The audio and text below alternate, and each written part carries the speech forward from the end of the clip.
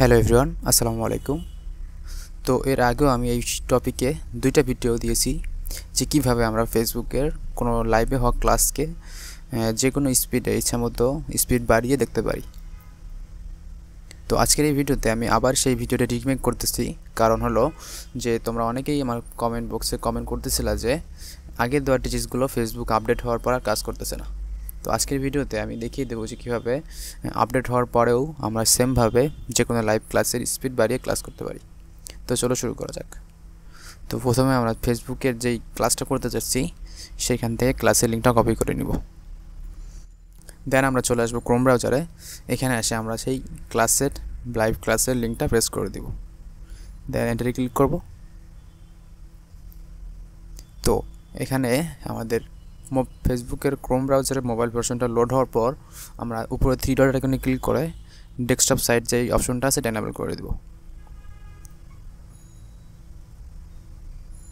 এবার যখন ডেস্কটপ সাইটটা লোড হবে, এখান থেকে আমরা যদি আবার লাইভটা অন করি, দেখা যাবে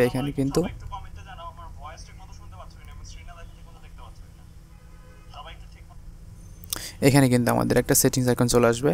এখানে ক্লিক করে আমরা কিন্তু প্লেব্যাক অপশনটি পেয়ে যাব। দেন ফুল স্ক্রিনে ক্লিক করলে কিন্তু আমাদের লাইভটা ফুল স্ক্রিন হয়ে যাবে। ফুল স্ক্রিন হওয়ার পরও দেখা যাবে যে আমাদের ভিডিওটা স্ক্রিনে এক পাশে থাকবে। দেন আমরা এখান থেকে নিচের দিকে জুম করে চলে যাব। দেন এখান থেকে আবার একটা ফুল স্ক্রিন অপশন থাকবে, এখানে ক্লিক করে দিব। দেন এইবার নিচে যে সেটিং অপশন আছে এখানে ক্লিক করে আমরা কিন্তু ভিডিও রেজুলেশন প্লাস ভিডিওর স্পিড দুইটাই কিন্তু পেয়ে যাব।